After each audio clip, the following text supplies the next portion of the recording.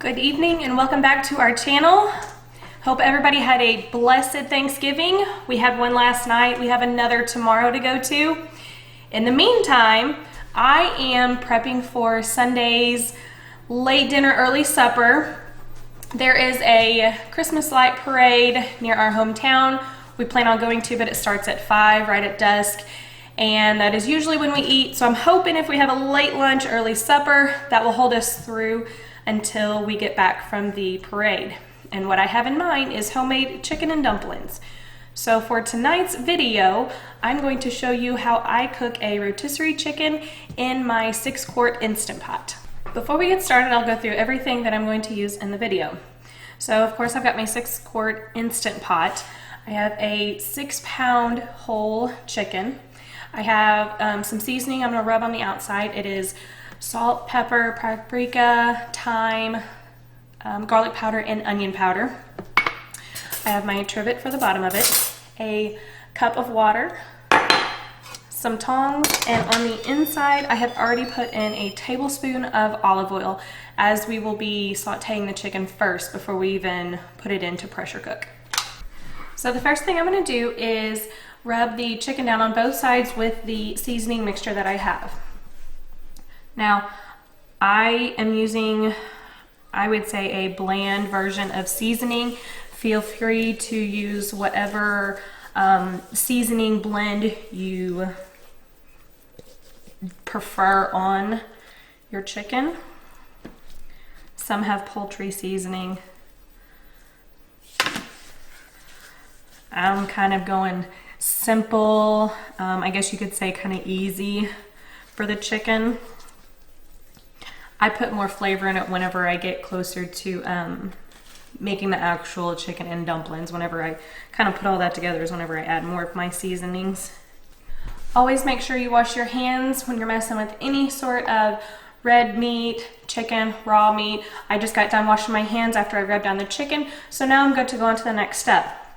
So the next thing we're gonna do is press the saute button on your Instant Pot. Now I have the Instant Pot brand. I know there's several of them out there. I'm only familiar with this one because this is what I've had for 2 years now. So you'll have to read your booklets or check with friends who may have your brand of Instant Pot. So we want the saute, and we want it at 4 minutes, which it was already set on 4 minutes. We are going to saute, brown the chicken on both sides for 4 minutes each. So the first time we will put it in on one side, it will saute for 4 minutes. When the timer beeps, telling me that it's done, we will flip the chicken over to the other side, brown it for another 4 minutes, and then we will move on to the next step. So let's take this chicken, get it right down in there. You may not hear it, but I can already hear it browning while it's in there. I'm gonna go wash my hands again, and then we'll go on to the next step. So the 4 minutes just went off, it just buzzed, and as you can see on the front it says off. That means it's time to flip it over on the other side so we can get the other side browned as well. Sometimes I feel like this is easier said than done.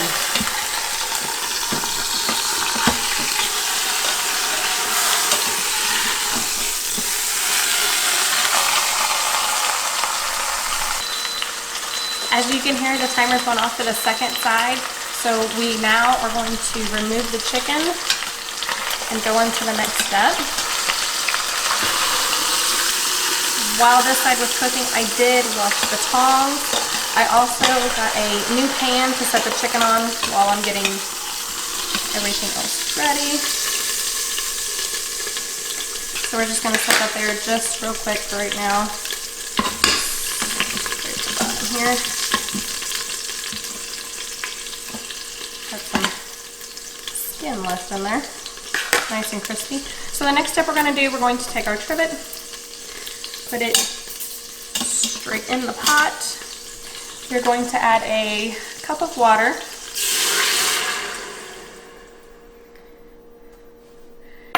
And we are going to add the chicken back. Now we want to keep it breast side up. So I need to flip this chicken back over when I put him back in, breast side up,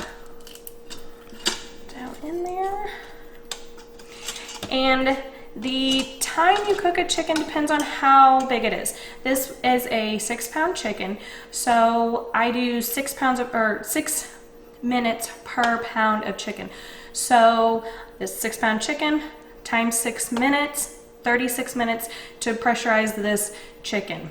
If you have a 4-pound chicken, you're gonna take the 4 pounds times 6 minutes per pound, 24 minutes. Now it does take 10 minutes for the Instant Pot to come up to pressure. So the whole total time it's gonna take this chicken, or that it will be in here to cook, is about 46 minutes.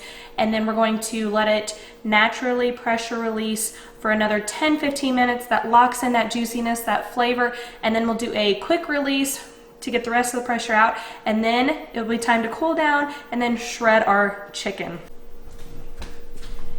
I will add that if you want to add more seasonings to the outside of your chicken, you can do that as well before we put it back, before it gets put back in here to pressurize.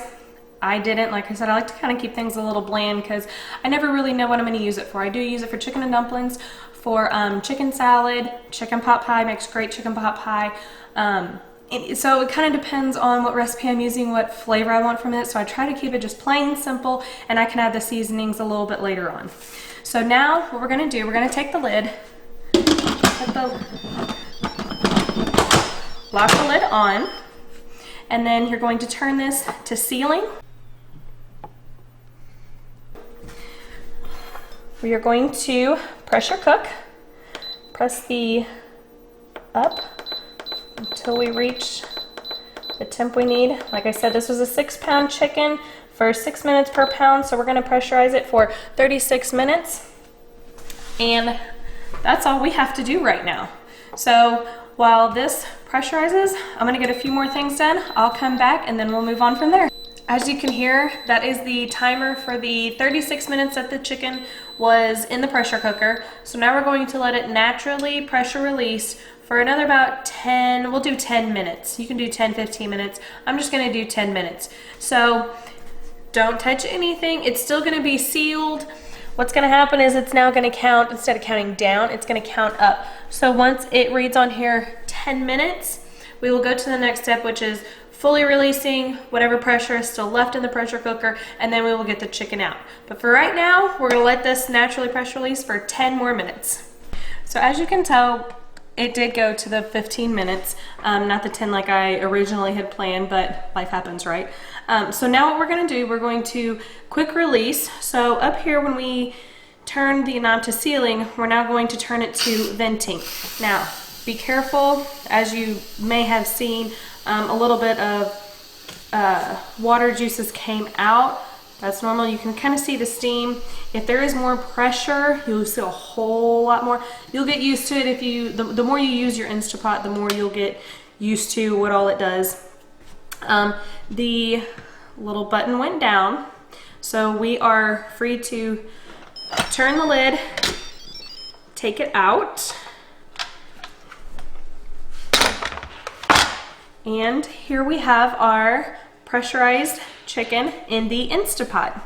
As you can see, the browning from whenever we sauteed it at the very beginning. So our next step is to take this out and get it on a pan to start cooling down to where we can start shredding it. Okay, so I'm going to turn the Instant Pot off by pressing the cancel button on mine. As I said before, if you have a different brand than the Instant Pot, it may be a little bit different and maybe a different button on yours. But for this one, as I'll call it mine, it is the cancel button.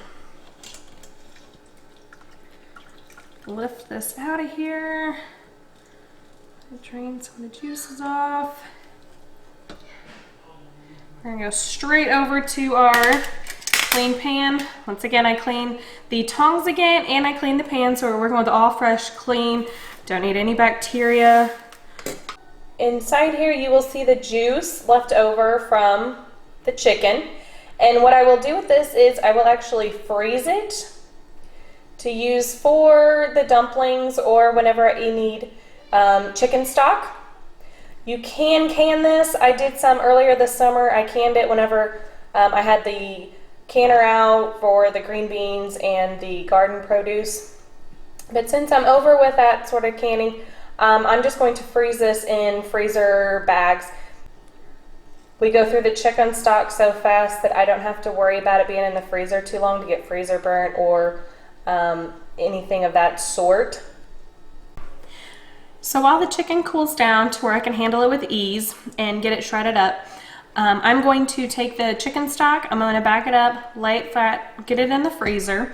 Once the chicken cools down to where I can handle it, I will shred it. I will put a little bit of it back for Sunday for the chicken and dumplings.